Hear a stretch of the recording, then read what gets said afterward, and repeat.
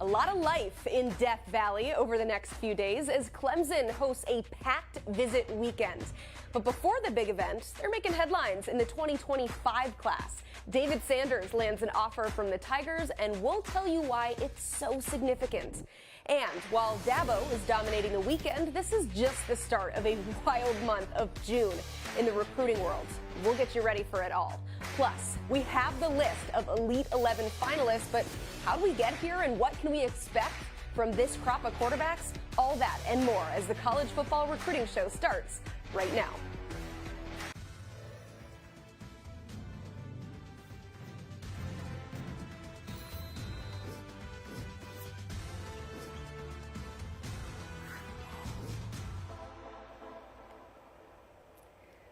Alongside Blair Angulo, I'm Emily Proud. A reminder to submit your questions in the chat. The only way you can do that is by subscribing to the 24/7 Sports YouTube channel. Blair, I'm checking it out. I see a lot of alligator emojis in there. It's a good thing that we're talking Florida on today's show. Also, a reminder to please like this video so we know that you're watching.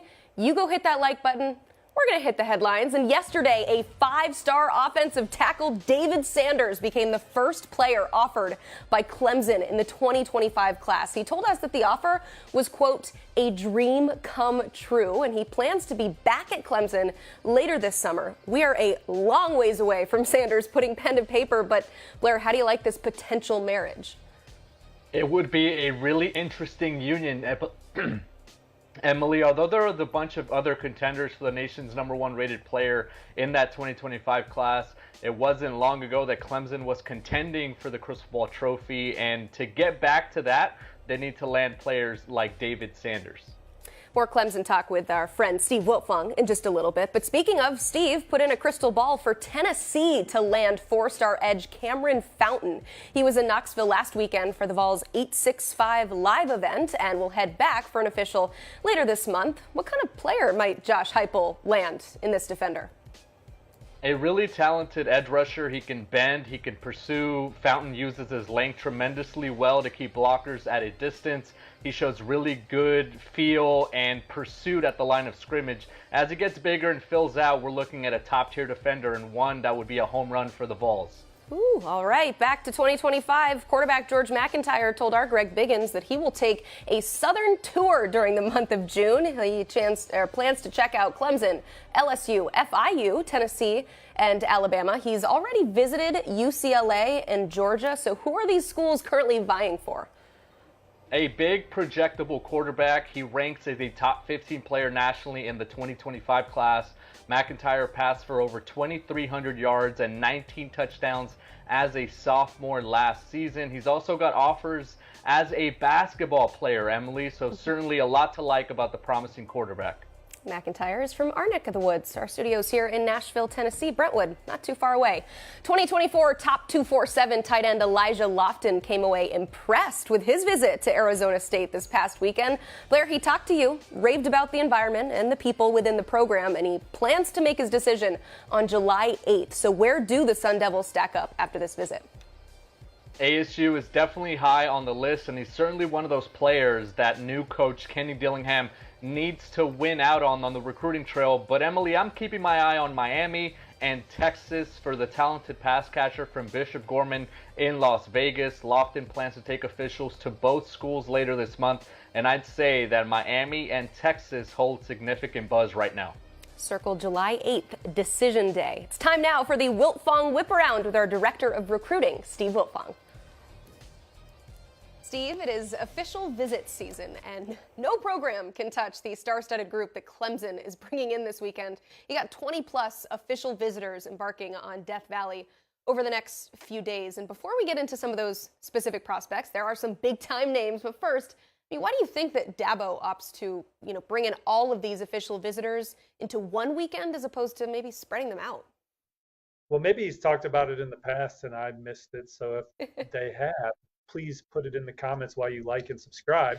But I think it's an opportunity for him to get all these prospects on Clemson's campus together where they can envision a future playing for the ACC powerhouse. A lot of like-minded individuals that get a chance to see what that culture is all about and what all that program's about in one weekend. And look, when Clemson has big recruiting weekends, Dabo Swinney's at his best with his presentations to recruits. It's one of the things that people, when I talk to prospects after these big recruiting weekends at Clemson, there's 2 or 3 a year.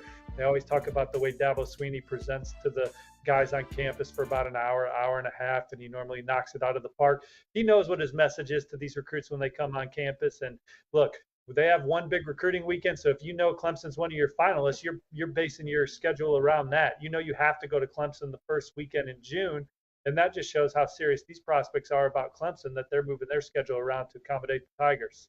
Yeah, we have no reason to question it. If it ain't broke, don't fix it. Let's talk some of those names, though. Sammy Brown, Edric Houston, KJ Bolden, Bryant Wesco all highlight this big weekend. And starting with the 2 highest-rated defenders, Brown and Bolden, where does Clemson stand with those 2?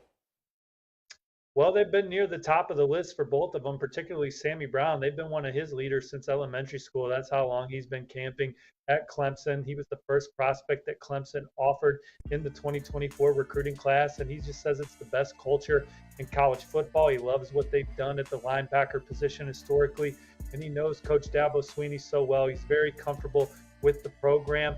I've talked a lot about liking Georgia's position, but Clemson's a school you can never sleep on with Sammy Brown. He's fresh off a great official to Tennessee that has set the tone for his next 4 trips, which is Clemson, Georgia, Oklahoma, and Ohio State. And then KJ Bolden, that's another I have predicted to Georgia right now, but Clemson's a school he's been to a lot. It's close to home. Same with Sammy Brown.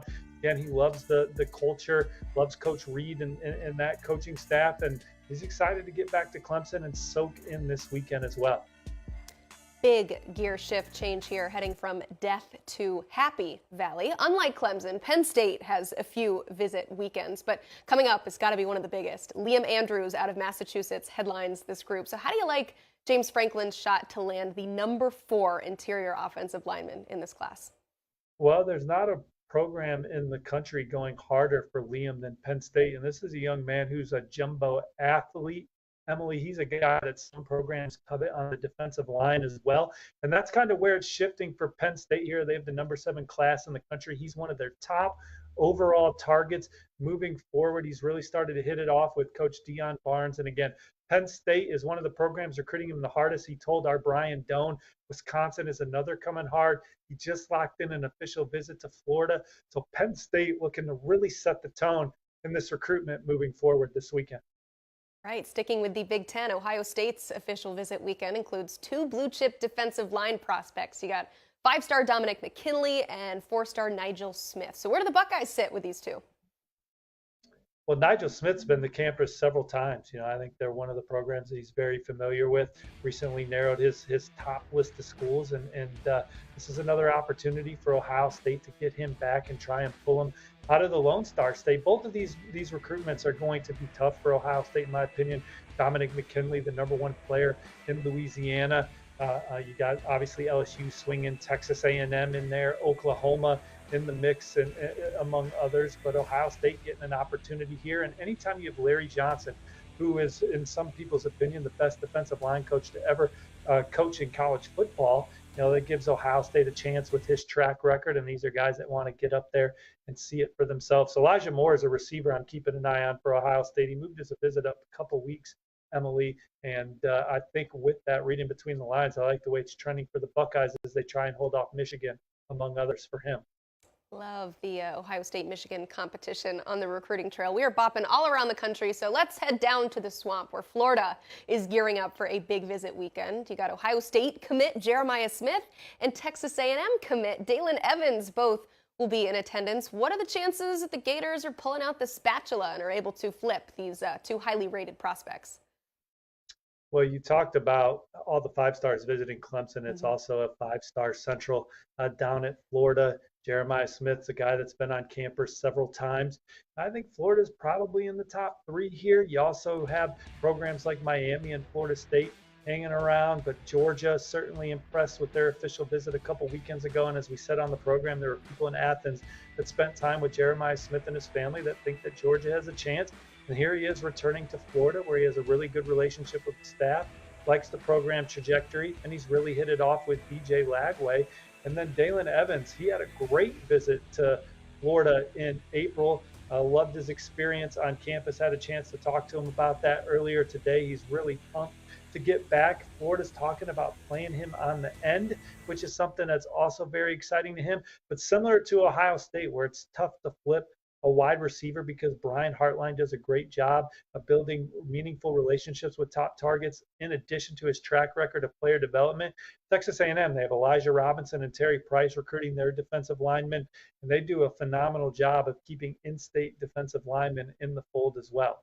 You mentioned some of the 5 stars in attendance. They are going after some uncommitted players like defensive lineman David Stone and the edge Jordan Ross. Both are kicking off their June slate of visits with Florida. So I'm curious, how much does that help Billy Napier and the Gators if they get that first crack at some of those guys? Well, I just think that, there's a lot of excitement coming into the month for these prospects getting on the road, ready to take their visits, and there's going to just be a lot of energy. I mean, Florida's hosting just about every touted defensive lineman on an official visit this weekend, so it's a chance for these guys to envision themselves playing together for a program that's trying to rise the ladder in the SEC again. And Florida had some major wins on the defensive line last cycle. Kelby Collins, Cameron James to beat Alabama and Georgia for players like that. They're trying to now string recruiting wins like that together again this cycle. David Stone has really hit it off with Coach Chaos, Sean Spencer, their defensive line coach. Talked about Dalen Evans. LJ McCray is another major target for Florida on the defensive line. If they could get either Evans or LJ McCray, I think they'd be ecstatic, and they have a chance for both. McCray's been on campus several times this spring. Jordan Ross is an outside linebacker that maybe I like Tennessee for right now, but Florida's certainly impressed. And then you got guys like DeAndre Robinson, Kendall Jackson, and Jadyn Jackson, who I think they have a terrific shot as well at the point of attack. So Florida, if they can just land a few of these defensive linemen, those are big-time SEC caliber championship type players that Florida has on campus this weekend that they're trying to make a major impact with. Sounds like the Gators are taking a lot of swings. We'll find out soon if they get some hits. Thank you for breaking down what's the beginning of a wild June with official visits. So, Steve, thanks so much. You can read Steve's work on 247sports.com. And for more exclusive information, become a VIP member today. Check it out. We are running a sale on annual membership, 60% off or just $1 for your first month. This will run for the next couple of weeks through June 15th. So you heard Steve break down the start of a busy June for some of these programs, but how about the players? If you'll remember back in the 2023 class, 4-star linebacker Tausili Akana took 8 visits in 8 days during the month of June. Now, while he ended up signing with Texas, that streak, of course, made him one of the most intriguing prospects of this cycle. So we're going to continue that trend with some similar prospects in 2024 who are getting ready for a very busy month. Blair, let's start with 5-star edge Dylan Stewart. He is one of the most highly sought-after players in the cycle, and now that players are able to take more than 5 official visits, it's likely that Stewart is going to take advantage of that rule change. So what are you watching with his recruitment heading into this month? Dylan Stewart has a number of big-time official visits scheduled. He will be at Georgia this coming weekend. You've also got Miami, Ohio State, South Carolina. I know Alabama is also hovering around for the big-time pass rusher. But for me, it's about Ohio State and the Buckeyes. And how hard will Ryan Day and that coaching staff push for a commitment and for maybe the process to continue to go after a player like this because of some of the misses that they had in the 2023 recruiting cycle at edge, like a Keon Keeley, like a Mateo Uiagalelei, and others. There were players that they were in on that they just didn't get. So I think when you look at their recruiting board, there might not be a more important recruit for them in this cycle than Dylan Stewart. You know, you think about Georgia and what they offer, and they're obviously chasing the best class ever. You think about Miami being in the picture as well with Jason Taylor and what he brings as a recruiter. We mentioned Alabama, we mentioned South Carolina, but for me, Ohio State is the school that needs Dylan Stewart the most. Yeah, a lot of eyes on this prospect. Speaking of, I got eyeballs on the chat right now and the likes, and we have less than half the amount of people that are watching this video have hit that like button. So if you hear the sound of my voice, go ahead and smash that like button. We would love to hear from you guys and see that you're engaging and that you're watching, and hopefully that we have earned the ability for you to hit that like button. So please go ahead and do that. Let's continue with some of these interesting prospects. Same position, same star status for Jamonte Walker, the elite prospect from Mississippi, is considering heading to the Northeast. Penn State after him, as well as really most of the SEC. So what has your attention when it comes to Waller's recruitment?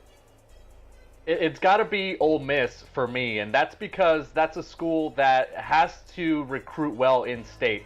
None of the visits right now scheduled for Ole Miss, but I think the Rebels have to fend off, and they have to hope that Jamonte Waller doesn't come off the board before he makes it back to campus. In last cycle, they signed the two best players from the state of Mississippi in Suntarine Perkins and Aiden Williams. But Emily, here's a little history lesson. Before this past recruiting cycle, you'd have to go all the way back to the 2015 class for the last time the Rebels signed the top-rated high school recruit in the state of Mississippi, five-star Javon Patterson, the offensive lineman. So Jamonte Waller would certainly qualify as a huge target for Lane Kiffin. So was last year a fluke? Was it kind of a change in the guard? Is Lane Kiffin really going to be able to build a fence around the state of Mississippi? Or are we going back to that trend, right, where we see the top player from that state leave for another SEC school? So that's what I'm looking for. Will Jamonte Waller maybe lean a certain way this month of June, or will Ole Miss continue to really make inroads there with the in-state recruits? Very interesting recruitment there. High school that really comes up a lot on this show, Mater Dei. Big names come out of that program every year, but let's focus on four-star offensive lineman DeAndre Carter. He has a few officials scheduled, so what should we watch out for when it comes to Carter? For me, it's got to be USC, right? This is a program that needs to get bigger, they need to get stronger, and they need to get more physical up front ahead of the move to the Big Ten, which is going to be a more bruising style of football. They will have to control the line of scrimmage against the likes of Michigan and Penn State and Ohio State and Wisconsin and the schools that love to run the football and stop the run. So DeAndre Carter qualifies as that. He plays offensive tackle at the high school level, but he projects as the #1 interior offensive line prospect in this class. And what better way to start off an offensive line class than to continue to build a pipeline there at Mater Dei and keep one of the top Southern California prospects home. DeAndre Carter, I think, would be that guy for USC. That's the visit that I'm looking at. Obviously, he will also be heading out to Michigan State, and there's maybe a little Big Ten flavor there in that recruitment.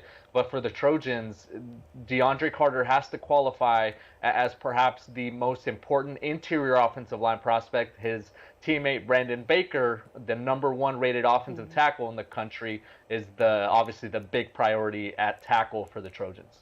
Pretty decent offensive line there. It is spectacular. Still trying to wrap my mind around USC and Michigan State battling within the Big Ten for recruits, but you are correct there.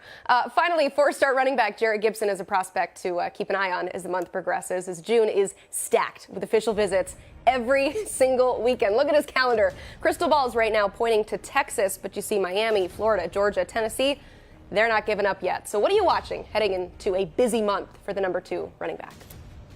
Emily, I am following the visits. Texas gets that last shot at the end of the month, before the summer, before the dead period, before recruits essentially shut down those trips and begin to focus on their senior seasons. Can Texas close the deal with the top-rated running back from the state of Florida for the second consecutive recruiting cycle after landing C.J. Baxter in the 2023 class? They would be pairing him, obviously, with Arch Manning in a backfield. They would be forming a potent backfield in that offense. Steve Sarkisian wants to bring that Florida speed ahead of a move in conferences. We mentioned USC heading over to the Big Ten. Well, how about Texas and Oklahoma heading over to the SEC? You got to get more speed. You got to get faster if you're going to be able to adjust to that SEC style. So Jared Gibson there, I think Texas is in the driver's seat to be able to get that last visit in the month of June, but obviously those other schools still making a strong push and will try to continue their pursuit here as we kick off the month of June. I love it. I know somebody that knows that prospect pretty well. It's one half of the 24/7 Sports football recruiting podcast. Andrew Ivins has seen him up close and personal many times. Also, Cooper Patagna is part of the podcast, too. Make sure you are listening. New episodes drop every Tuesday, Wednesday, and Thursday, wherever you get your podcasts.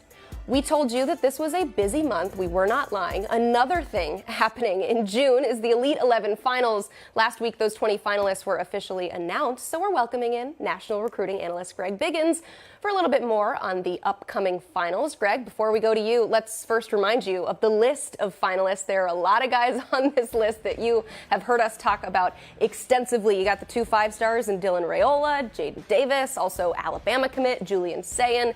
You got the Notre Dame commit in CJ Carr, and the top uncommitted quarterback in Elijah Brown. But there's also maybe some names deeper on this list that you haven't heard a lot about. We've talked Isaac Wilson a lot on the show, but a guy like Will Hammond, we haven't heard a lot. Danny O'Neal, Ethan Grunkmeyer, a lot of these guys will get ready to perform in LA. So, Greg, before we get to the specifics of the finalists, we got to take advantage of the fact that you actually used to work for Student Sports and Elite 11. So I have a process question.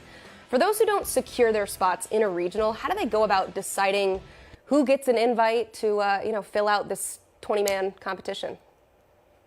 No, it's body of work, right? So I think a lot of people have this view of if you don't do well at a regional, you're eliminated, or if you do great at a regional and kill it, and you're the top guy there, you automatically should get an invite. So it's a body of work. It's based on your tape, and not just junior tape. It's your sophomore, junior tape. It's your upside as well as your in-person evaluation. Kind of how we do rankings, right? It's not just a one-time deal. So a lot of guys don't get invited the day of. They didn't have a great day, but they have great film and. So it's a combination of everything, again, plus that upside, college upside, and even a little bit of an NFL upside as well, kind of like I said, similar to our ranking. So that's kind of how the system works. It's not perfect, but it's a pretty good one.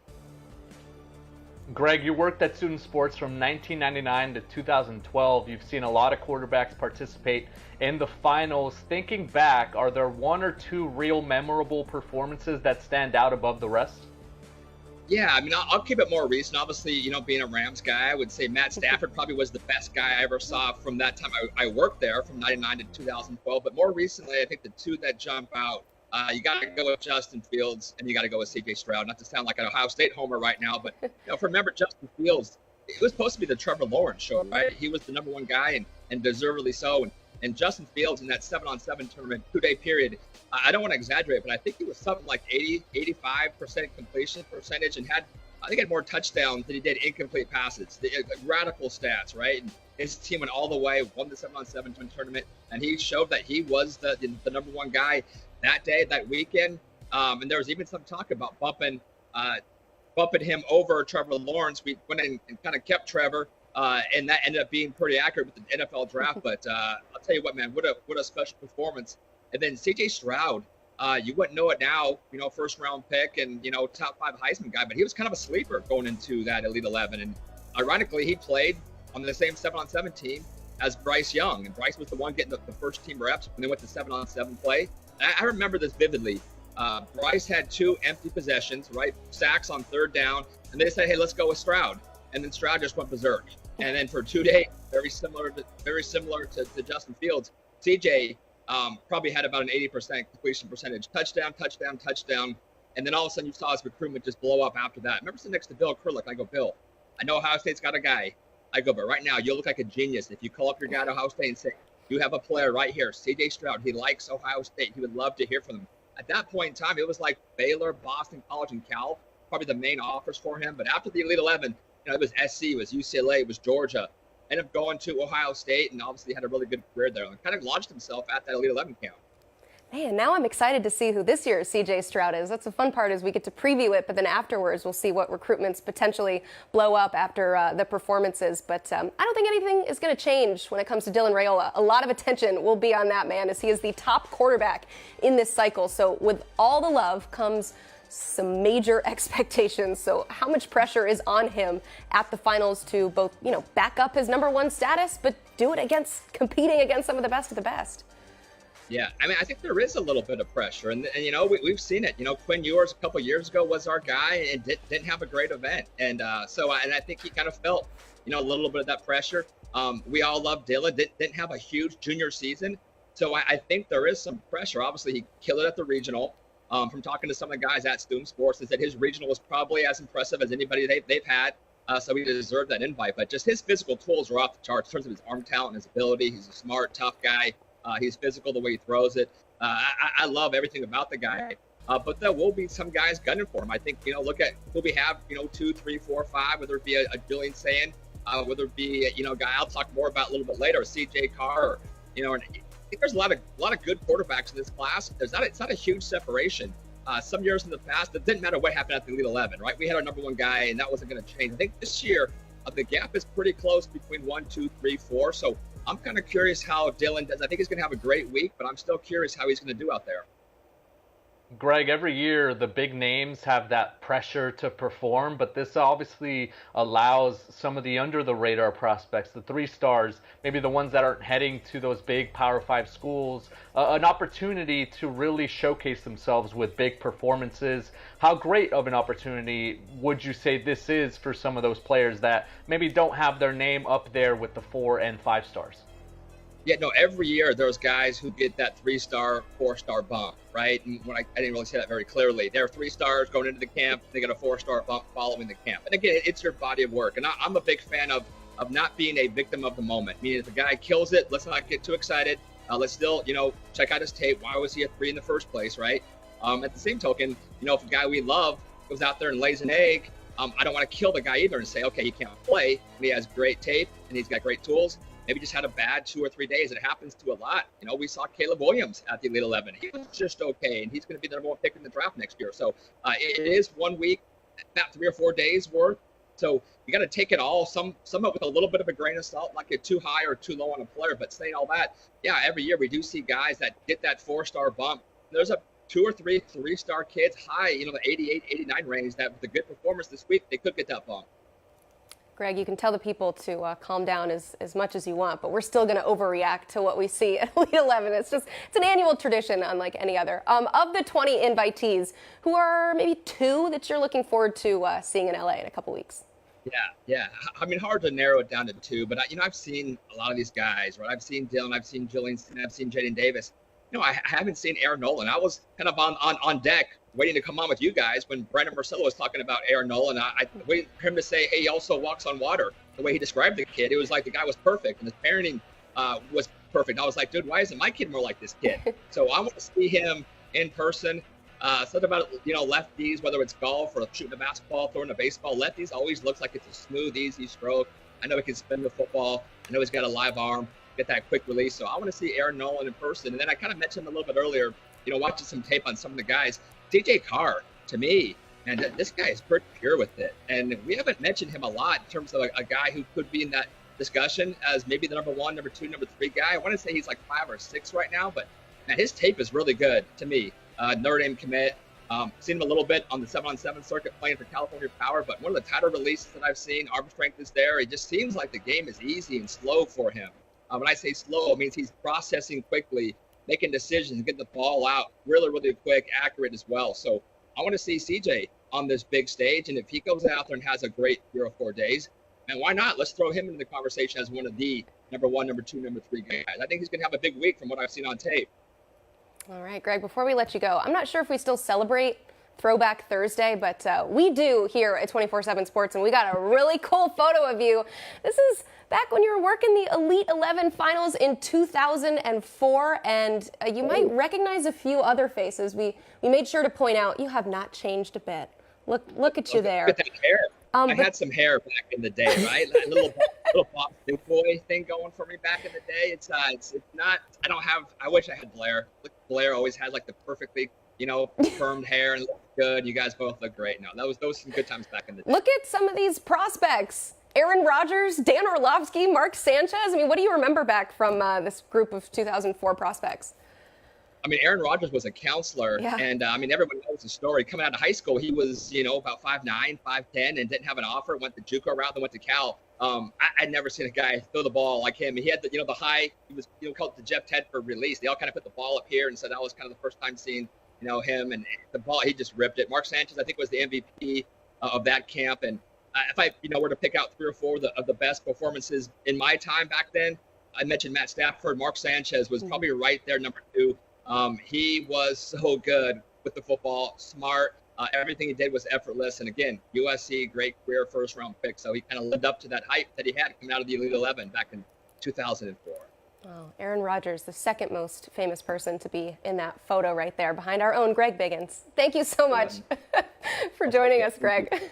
We're gonna continue to kind of turn the clock back a little bit. A little history lesson here on this day in recruiting. 2 years ago, the floodgates reopened. June 1st, 2021. In-person recruiting activities were once again allowed. This included players you're looking at right now from that class, like Caleb Williams, Quinn Ewers, Drake May, Emeka Ibuka here. This reopening, as we're calling it, ended a 15-month-long dead period put in place due to COVID. That dead period began March 13th, which was the day after the NCAA tournament was canceled. That meant that schools couldn't visit prospects, or the prospects couldn't visit schools, and the 2021 class didn't get any visits their senior year. That is absolutely nuts. There were, of course, virtual visits, but as we know, that is not even close to being the same thing. But thankfully, it did all end after 445 days.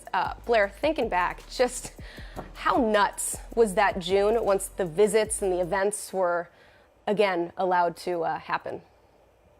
I think I'm still trying to catch up on the text messages I was getting from recruits, their families, their coaches from that crazy month of June. Remember, and it was on that graphic, right? Recruits were taking visits to schools, but they had instructions from coaches on what places to visit on campus and saying, hey, this door is going to be open to this facility, or you're going to have to turn right here when you go out to the football field to be able to go into the gate. There were so many different things just to try to make recruiting a thing still during those pandemic times. But yeah, that month of June, we had so many visits, we had so many commitments that we were already anticipating decommitments once recruits started to go out to some other schools and maybe had some buyer's remorse because they jumped on the first school that they saw after that long dead period. So yeah, crazy times, and obviously we're in a different time now. The month of June kicks things off. This weekend will be huge for a number of schools, and yeah, it's interesting because now we get to see the transfer portal as well. Yeah. Why it's so flooded? It's because those recruits were the ones taking visits in that month of June. There's also that extra year of eligibility that's making things a little crazy too when it comes to the transfer portal. It's that time to pull out your writing utensil of choice, or maybe open your iCal and mark your calendar. The recruiting world will still be abuzz over the weekend, so we are here to make sure that you do not miss a thing. First up, 3-star defensive lineman Sean Sevillano out of Clearwater, Florida, is set to announce his commitment tomorrow on the 24/7 Sports YouTube channel. That's the channel you're watching right now. It happens at noon Eastern. He is picking between Notre Dame, Ohio State, Auburn, and Miami. Blair, where are you leaning? The crystal ball says Notre Dame, and our friends over at Irish Illustrated are really feeling good about Sevillano ending up in South Bend. So give me the Fighting Irish heading into the announcement. That would be a huge pickup for Marcus Freeman as he gets another plugger up front in the trenches. Ooh, look at him lifting some heavy weights here. Meanwhile, 5-star edge Elijah Rushing, the #1 player in Arizona, will take an official to Arizona this weekend. This is fresh off his visit to UCLA. So how does the home state school stack up in his recruitment? I think they stack up well, but right now would have to be labeled as the dark horse. The thing working in Arizona's favor is that Elijah Rushing's brother, Cruz, is a safety on the Arizona Wildcats team. So if he has a chance to play with family and play with his brother, play in front of his family with his father George just down the street there in Tucson, Arizona would provide him with that opportunity. Jed Fish wants to build a strong connection with the local recruits, and what better way to do that than to land Elijah Rushing. So Arizona gets their shot this weekend. All right, we'll see. It is a big weekend for Luke Fickell and Wisconsin. Official visits galore, highlighted by this man, 4-star defensive lineman Benedict Ume. He was originally expected to visit Florida, but actually opted to head north to Madison. So where do the Badgers stand with him? I think they're in the thick of it right now. They obviously have the first shot during the official visits. Duke is supposed to get a trip as well. Penn State and Stanford. I've heard USC, according to Brian Doan, our analyst there in the Northeast, mentioning that the Trojans are also heavily involved with Benedict Ume. So Wisconsin hoping that the initial impression, this first chance, is a big one and goes a long way as he starts to round out some official visits this month. All right, so that's what's happening this weekend, and it's a little preview for what we will most likely be talking about on Monday's show. But it is time to answer some of your viewer questions. Before I get there, though, another reminder. Half the people watching have hit that like button. We can do much better than that. So go ahead and smash that like button if you have not already. I mentioned at the beginning of the show that I was seeing a lot of alligator emojis in the chat. So we, of course, have some Florida questions here. Let's start with Gator15 asking, do you think Florida finishes in the top 5 in 2024? Well, putting me on the spot there right from the jump. I'm not saying yes, but I'm also not saying no. And so I might be copping out on this answer. But I will say that I love what Florida has done in this recruiting cycle because there's only one school that has a better average per commit than Florida right now, and that is Georgia, which is shooting for the best class ever. We've heard that, and we've said that time and time again. Every school that's inside the top 10 right now in the team recruiting rankings has double-digit commitments, except for Florida. Florida's outside the top 10 right now at 11, but only with 8 commitments. That's pretty impressive. So if they continue this clip and if they continue at this pace and continue to reel in quality commitments, you have to like Florida's chances, especially if they're able to turn things around on the field to make a push for that top 5. So I'm not saying they're gonna get there, but if they continue what they're doing, they have a really good shot of being a top 5 recruiting class. Wow, those are some impressive figures there. Currently the number 11 class, but as you said, their prospect rate ratio is the second highest behind, of course, this historic class that we were tracking for Georgia. So clearly they've got that quality there, just looking for some quantity. And as our friend Steve Wiltfong told us earlier in the show, they're trying to flip some guys down there this weekend. And they're also trying to reel in some 5-stars. So definitely an exciting time for Billy Napier. We got a question here from Hannah G. Blair, is there a specific official visit, whether it's a whole weekend or just one player, that you have your eyes on this weekend? Yeah, I mean, I would go back to Dylan Stewart, right, heading out to Georgia, because will it be a question of the rich getting richer and continuing to make inroads with 5-star prospects? If they do want to land the best class ever, Dylan Stewart probably has to be a part of that as one of the best edge rushers in the country, one of the best defensive prospects. And that's a program that, you know, could use a defensive prospect or two in a recruiting class. Dylan Raiola will be out there as well for his official visit, and he's said that he has a long list of players that he's targeting. Dylan Stewart is one of those. It's really high up on his list. That's the one that I'm looking at and saying, okay, how big does Georgia go in this class, right? How much can they set the tone early on in the month of June and start to really continue to build momentum and continue to stack up some of these 5-stars? So that's going to be a huge one. That's the one I have my eye on. I'm picturing Dylan Raiola with a checklist of all the guys that he wants to bring in for this Georgia class, and he's just calling those guys, cold calling them every single day, making sure that they check out Georgia. That's an interesting. And what's the recruiting pitch, right? Dylan Stewart, come over here. Don't you want to chase me around practice? During the week when you come out here. I mean, that's going out on a limb there. If you're Dylan Raiola saying, hey, I need you to come chase me around when I'm trying to complete passes, it's going to make me better and it's going to make you better. So it's a really interesting recruiting pitch that he has to kind of wiggle with there at Georgia. It's a little bit easier when he's, talking to potential wide receiver targets or maybe some offensive linemen. Like, don't you want to play with me? Don't you want to block with me? But yeah, the defensive targets are interesting. I still think that he's going to be pretty convincing, and especially for a guy of his stature. Also helps that, you just point scoreboard and the fact that Georgia has won back-to-back national titles. That's a pretty solid recruiting pitch, too. Tyler C. asking, do you think Colorado to the Big 12 rumors could impact the Buffalo's recruiting moving forward? It's a good one. I do think it could help, and it would allow Deion Sanders a little bit more clarity on what he's selling with this program, and I think the question marks for them is how are they going to look on the field, and what's the future of the program in the Pac-12? What's the future of Western footprint football? And I think for Deion Sanders, it's about a new frontier. It's about building something that hasn't been built before, and Colorado wants to get back to national prominence. I think we've discussed this since he took over the helm and got that job, is that Colorado used to be one of those big national programs that was contending for championship trophies, and for them to go out to the Big 12, which is I think going to be uncharted territory for a lot of schools, right? To go out there without Oklahoma, without Texas, it's going to be, I think, kind of like the Wild West. Everyone's going to be scrambling to try to get to the top. And so Colorado, in a way, would be starting fresh, and that's a huge recruiting pitch if you're Deion Sanders. Now, I maintain that Deion, either succeeds really well and does a tremendous job, and then other big Power 5 schools start to go and chase after him and try to get him, or they don't win football games and he has to move on to a next destination. So for Colorado specifically, I think you look at the Big 12 and you see a little bit more stability, and you have to take that and run with that.